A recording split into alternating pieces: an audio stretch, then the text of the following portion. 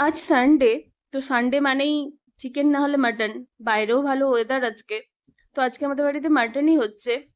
আমার শাশুড়ি মা খুব ভালো মাটন রান্না করে, তো মাই আজকে মাটনটা বানিয়েছিল।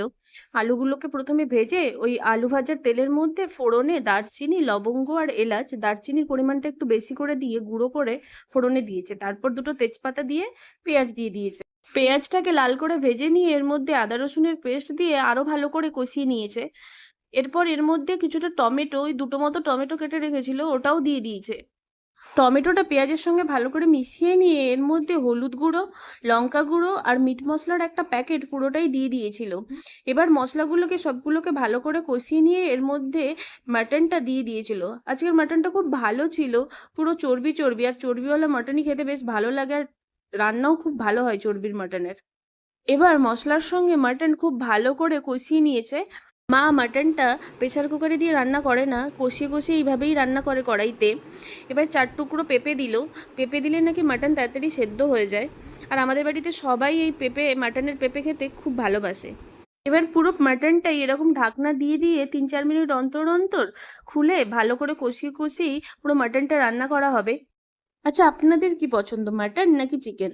আর এই সানডেতে আপনাদের বাড়িতে মাটন না চিকেন কোনটা হচ্ছে? কমেন্টে জানাবেন কিন্তু।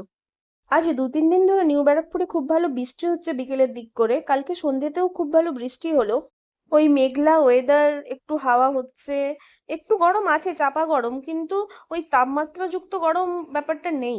মাটনের মধ্যে আলুগুলো দিয়ে আবারও ভালো করে ওই 4-5 মিনিট মতো ভালো করে কষিয়ে নিয়েছিল।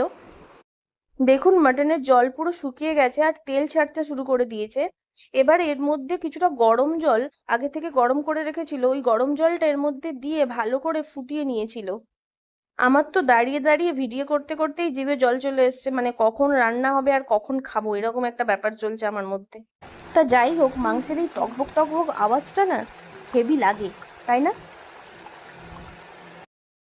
আবারও 5-7 মিনিট মতো ঢেকে তারপরে দেখুন কালারটা কি এসছে, উফ, সেই লাগছে দেখতে।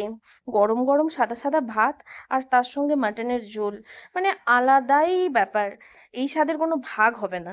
ব্যাস রেডি ঝাল ঝাল মাটন।